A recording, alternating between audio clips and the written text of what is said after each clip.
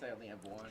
All right, welcome back from our break. We're going to go ahead and move on to our 6.5 presentation of Veterans Day proclamation, and Vice Chair Rasmussen is going to read this proclamation.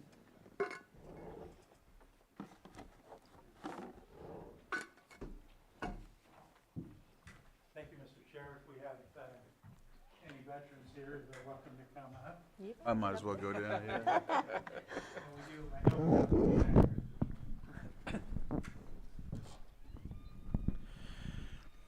This is a proclamation of the Board of Supervisors of the County of Lake, recognizing our veterans on Veterans Day.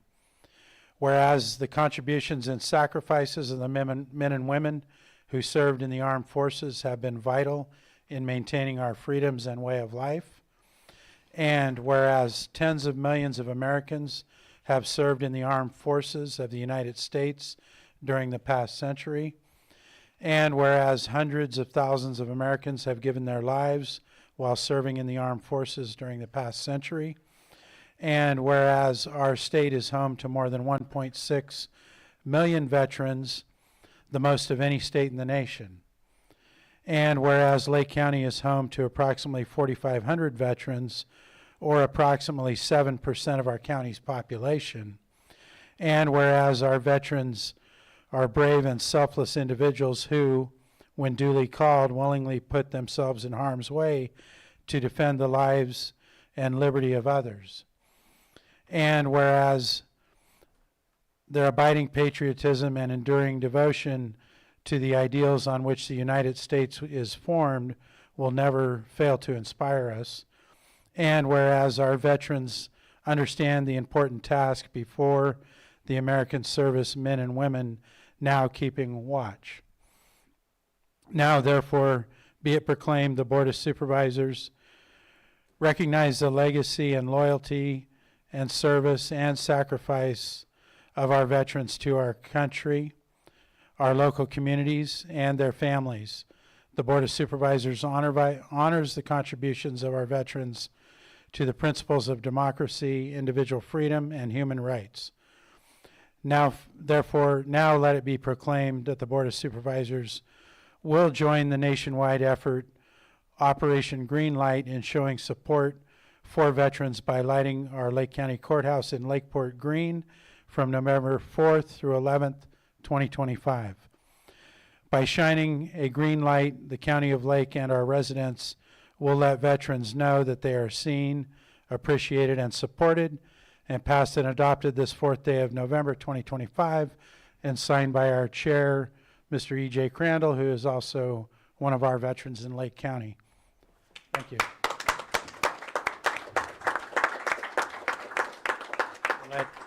And I just, before I turn it back over to you guys to say anything, I just want to say that I really appreciate the veterans in our county. One thing that I've always noticed, in addition to their commitment of having served in our military, they come back and they also serve our communities. And I've seen those examples in countless of our veterans, like you yourself. You're serving on community organizations. I've been out with you in the community when we've done things for other community members. And I know we have our chair here who is continuing his community service also back in our county. So I think that's important to note, that that's what our veterans do. Typically, you know, they have a service commitment. They continue that throughout their lives. Thank you.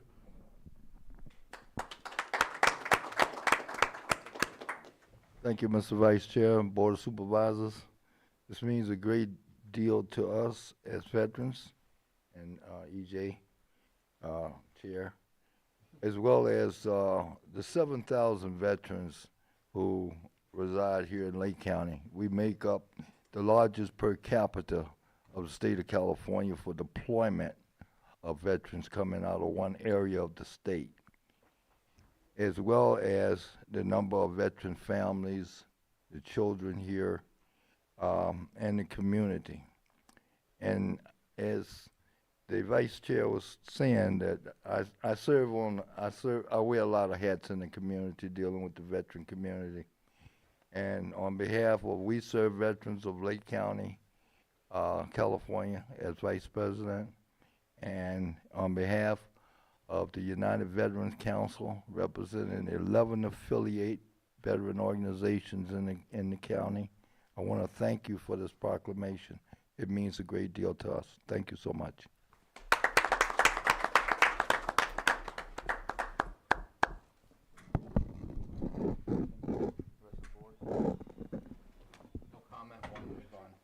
Picture? Wait, I want to comment. That's all I was asking you. Yeah, no, I do. The veterans hold a dear spot in my heart.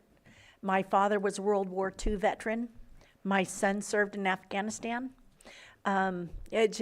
This country would not be free if it was not for what you have done, stepping forward and keeping our way of life here in America, which is the greatest nation on earth.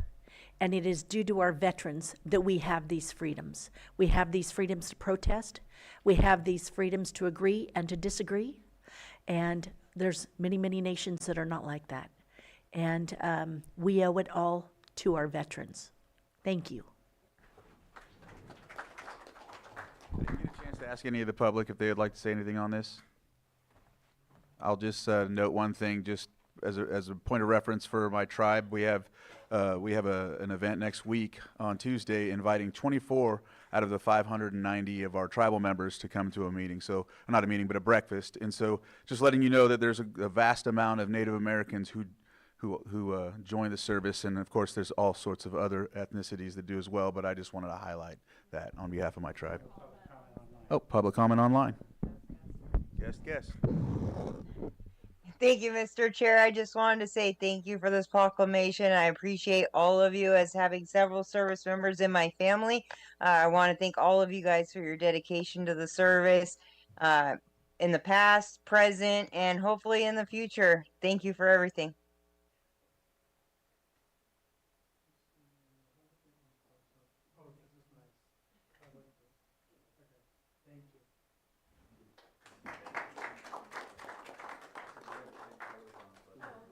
I didn't even notice that.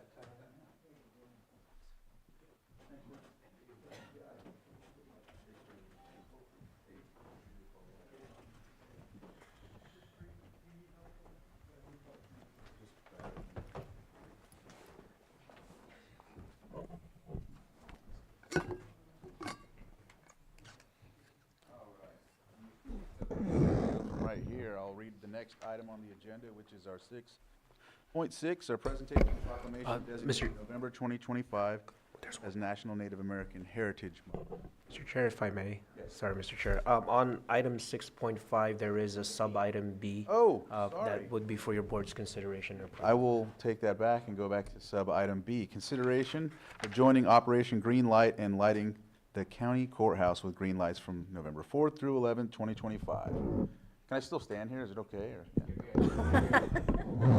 All right, so, public comment? Public comment? Anyone that, all right, I'll bring it back to the board for, We're excited about Military Green. all right. Mr. Chair, I move to approve the Operation Greenlight and lighting our courthouse green, and would like to suggest that someone from staff take a picture and send it to NACO so that we can be a part of the nationwide movement for Operation Greenlight. Oh, very cool. Second. I have a motion and a second. All in favor? Aye. Aye. Any opposed? That motion carries 5-0. All right. So I'm going to read this one again. 6.6, presentation of proclamation designating November 2025 as National Native American Heritage Month in Lake County. And if you're here on behalf of this proclamation, please come up.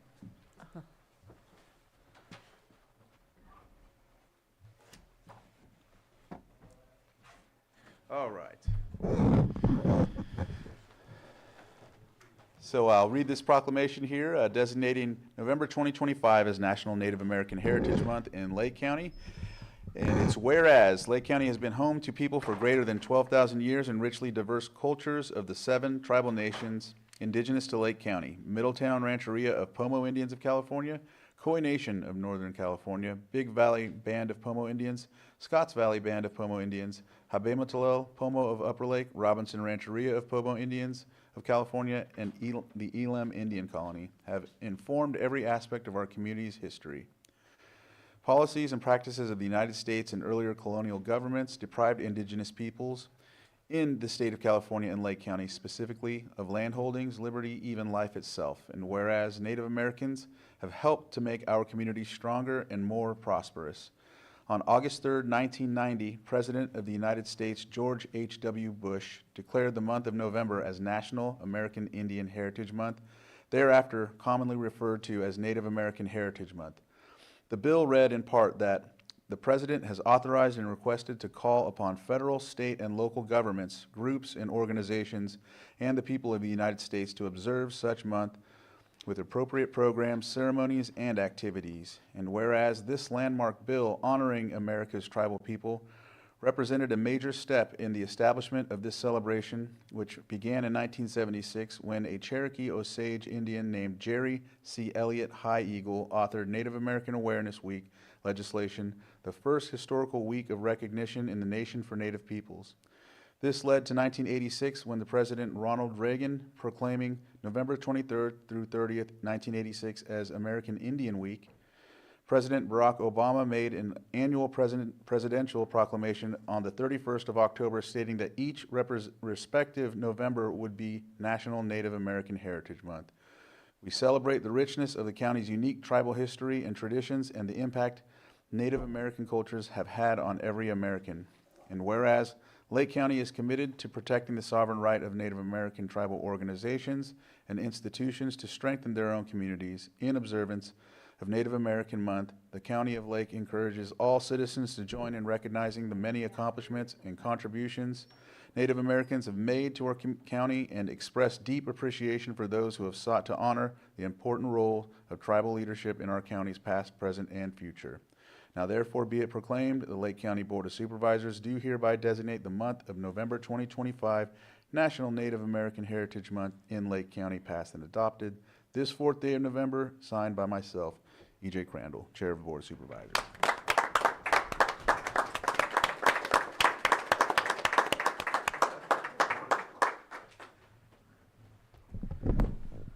Mahekete Weekend Kyle Bill.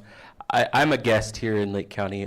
My wife is from Elam, but I just want to say on behalf of our family and our communities that we really appreciate not just the acknowledgement that the county makes to do these proclamations, but also the step further that goes into engaging tribes and making sure that we're at the table to voice some of our concerns and also contribute to the moving forward of community that we are all here today to do. And I just want to just acknowledge the work that is happening. These proclamations and these months are important to not only to celebrate and recognize tribal people, but to let people know that we have a rich history of contributions to this place that we all call home, and that to receive the benefits of a lot of that work that tribal people have done to steward the land, and that we continue to do those things, but to also understand that there are still challenges that we have to address collectively together.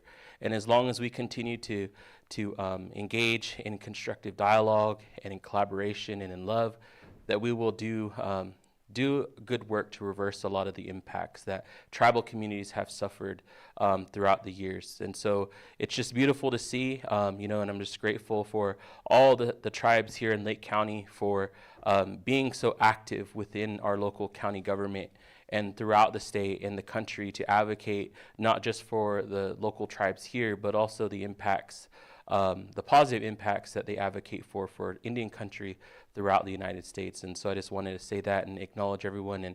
And we look forward to celebrating this month and educating those in the community that we're still here, that we have a long legacy, and that there's still much more to do together. So thank you all, and appreciate EJ and the rest of the board for this proclamation. And it's a beautiful thing. And I just wanted to also thank you, Kyle. I know that a lot of the work that you do to educate on behalf of Kanokatai to the local community so they understand the history, it makes a big difference. And it's proclamations like this, that we honor that so that way people know more than just what they're educated on in high school. And sometimes it really hits home when they get to hear it and actually even identify with their own personal history to see. So just again, thank you for that.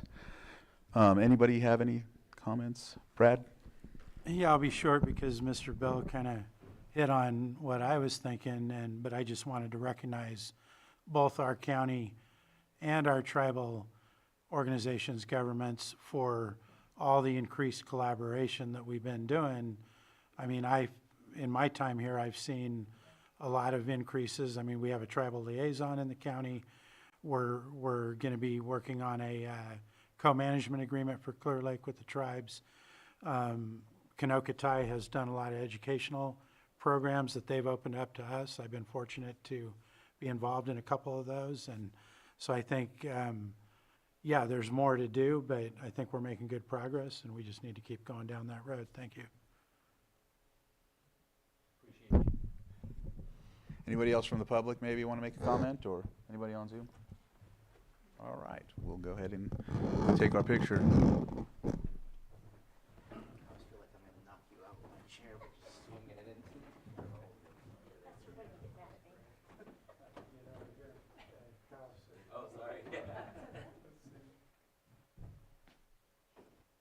Yeah, thank you. Okay, you knew exactly what I was doing. Okay, that's good. Okay. Let me get it back here. Thank you.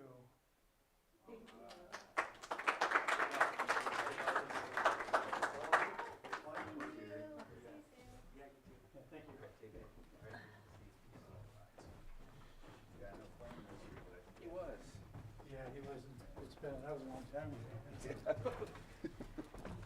Just intact. All right.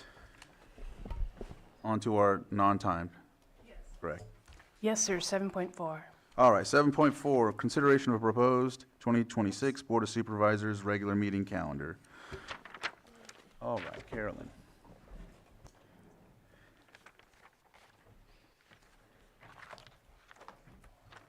You just have a comment when we get there. Okay. Hello, Board. I'm here today to propose the calendar for the 2026 regular meeting calendar for your meetings, and I hope you've had a chance to review them. The dates of interest would be the annual governance workshop, which is Tuesday, January 27th, and then we have some annual budget dates. We have the mid-year budget, Tuesday, February 3rd, 2026. Budget hearings on Tuesday, June 16th and Wednesday, June 17th, 2026. And the final budget hearing, Tuesday, September 15th, 2026. And I am here to record any changes or to answer any questions.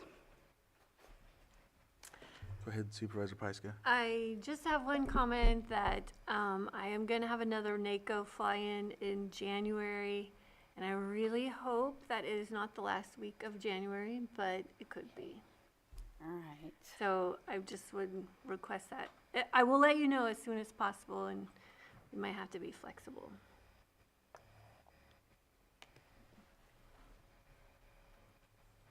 Any other, oh, sorry, Helen. That's okay.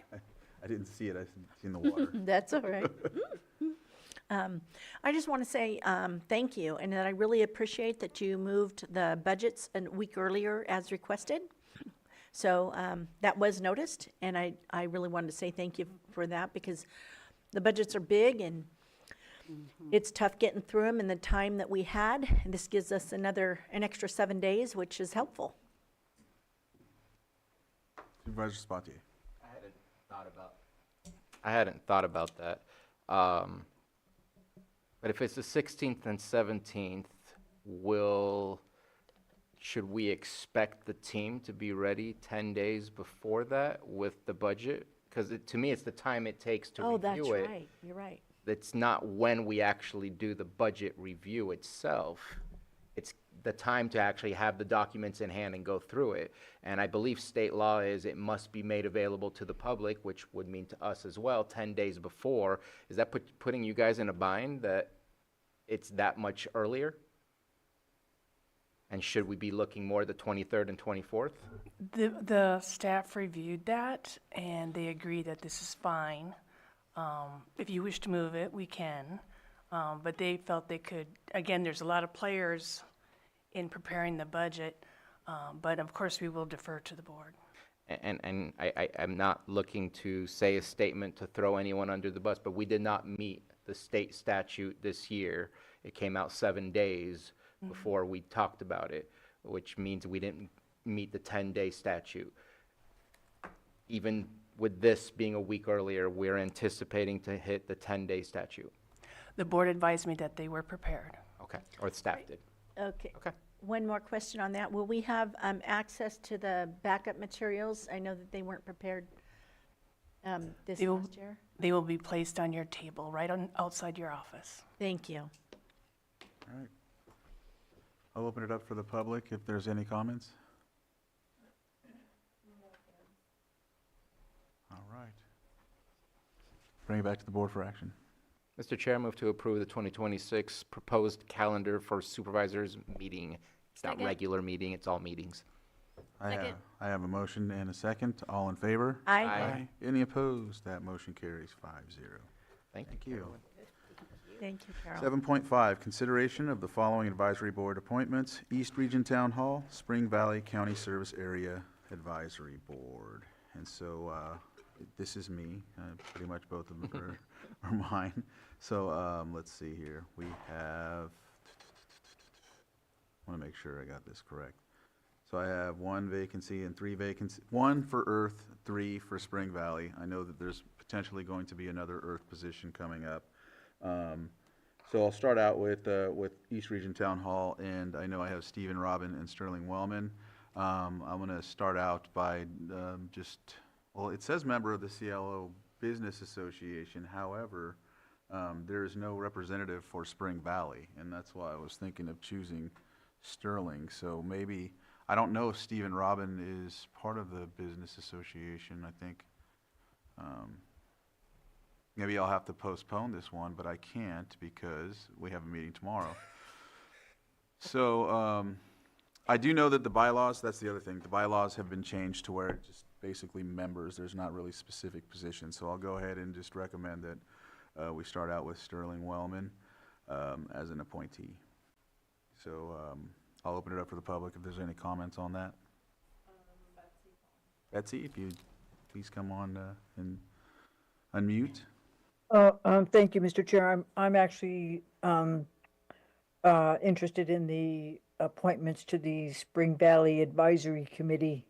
I think that's the next. Yes, after we finish this one, I'll go right into that. I'll lower my hand. Okay. So I'll bring it back to the board for action. Mr. Chair, I'll move, you want to make a motion? I'll move to appoint Sterling to the East Region Town Hall. I'll Sterling second. Wellman? Yes. I'll second that. So I have a motion and a second. All in favor? Aye. Aye. Any opposed? Motion carries 5-0. Next would be Spring Valley County Service Area Advisory Board. There's 3 vacancies, and we have Scott Rehnquist and Mark Saff. We have 3 vacancies. I think they will do fine. We still have another open position, but at the same time, we've had 3 vacancies for quite some time on this CSA. So I'll go ahead and open it up for the public. Betsy, if you'd like to comment on this. Thank you, Mr. Chair. Yeah, this is might seem like an odd question, but I am not aware of a previous board creating that committee. My familiarity with the advisory boards for the special districts administration is that those advisory groups were formed informally, not by the Board of Supervisors. Has this one specifically been created by the Board of Supervisors? I would have to, well, actually, one second. I don't see it in board appointment. Looking that up right now. It's a weird deal. That I mean, the special districts has always had their optional community advisory boards, groups, and they've been very effective, but I don't recall any of them being formalized as committees reporting to the Board of Supervisors. Yeah, yeah, that's something we'd probably have to get the answer for you. I just know that Yeah, once we get it, we'll make sure to get you a response on that. I just know that for me as supervisor since 2019, we brought forward recommendations in the past, but I think that's a very good point. I'm glad you pointed it out, Betsy, and we'll get you that answer. Well, I think it would be helpful because as it stands, the advisory board in Spring Valley is hamstrung by its being controlled by the Special Districts Administration, really. If it reported to the Board of Supervisors as one of your advisory committees, it would have a lot more functionality. I would love to see that. Thank you very much. Thank you.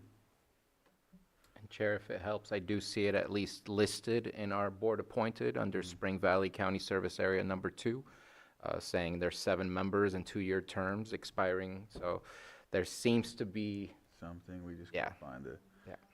Yep. All right, is there any other comments? Bring it back to the board for action. Mr. Chair, I'll move to appoint Scott Renix and Mark Schaff to the Spring Valley Service Area CSA number 2 Advisory Board. Second. I have a motion and a second. All in favor? Aye. Aye. Any opposed? That motion carries 5-0. We'll close that item, and I think it covers everything but calendars, but we need to move into closed session, right? Well, I'd like to give the board, I'd like the board to consider not doing calendars today, I would but like to offer that we Okay. forego calendars. Calendars today. are foregone. foregone. All right, so we will go into closed session. Thank you. Do I need to read all of them off again? Because I think we're still doing it. So, 9.1, public employee appointment pursuant to Government Code Section 54957B1, interviews for interim chief public defender, appointment of interim chief public defender. 9.2, public employee appointment pursuant to Government Code Section 54957B1, interviews for animal control, care and control director, appointment of animal care and control director. And 9.3, conference with legal counsel, existing litigation pursuant to Government Code Section 54956.9D1, FERC proceeding number P77 Potter Valley Hydroelectric Project. And that would be it that we're going into for closed session. Thank you very much for tuning in. Okay.